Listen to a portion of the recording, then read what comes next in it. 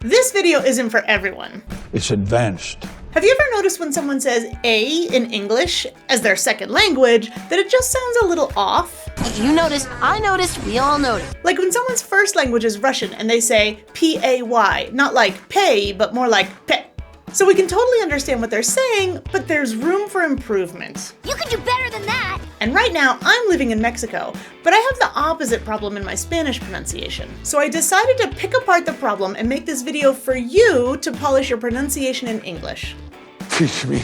The main problem is most languages use something close to our A sound, and since it's one of the most common combinations of English, even if you're an advanced speaker, a lot of your words could still be improved just by fixing this one thing that you might not have even noticed. My English is just fine. I'm not talking about English language level. If you're an upper intermediate or advanced speaker and polishing your pronunciation is important to you, subscribe to my channel to learn a whole lot more to really master an American accent. So I'll do that right now. The first question to ask yourself is how many sounds you're hearing to get a better A pronunciation. Okay, 1 or 2, 1 or 2. If it's just one, it sounds like this. A. It's a single vowel sound. For example, the sound you'd hear in the Spanish word for table. Mesa. But, like except. Pero. Or to see. Ver. We call that a monophthong. Mono meaning one. But if you listen closely in English, we have the sound A. Listen to how, for us, it starts with eh, and then transitions to a second sound, like in make. Make. And take. Take. Not mek and tek, but make and take. Eh, eh. When we smash two sounds together, we call it a diphthong.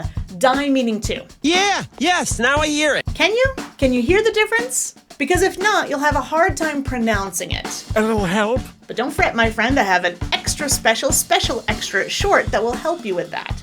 You can train your ear on multiple examples of this very important diphthong over and over again, and then shadow me for extra practice. Get the link in the pinned comments below. Can't hear it. Even if you can't hear it yet, you can feel the difference. Your jaw, tongue, and lips are all used to articulate vowels. A, I, O. So, if you're transitioning from one sound to another, check for movement to see if you're pronouncing it well. Put your finger on your chin and say eh, and then A, as in day, great, same, face, and break. Oh, God, my jaw. If your jaw didn't move, you probably only did eh, the first sound, unless you're a ventriloquist. Fred's been studying ventriloquism. The second part of pronouncing this is to Watch your tongue. For A, the two vowels are both what we call front vowels, which means that our tongue is in the front of our mouth. And where do we want your tongue for both the sounds in this diphthong? Right in front. Eh, A. My jaw moves, but my tongue stays in front for both parts of this diphthong, right behind my bottom front teeth. Keep it right there. You're doing good. After a lot of repetition, you'll have muscle memory to pronounce A just like me. Then you won't need to really think about your jaw or your tongue quite so intentionally. But if you really want to master this sound, I'm about to tell you the biggest secret. Okay, good. I can't wait. So if you've already done things like listening, shadowing, or even recorded yourself, but you still want more help with your accent on things like diphthongs, connected speech, or intonation, you're about to get expert feedback.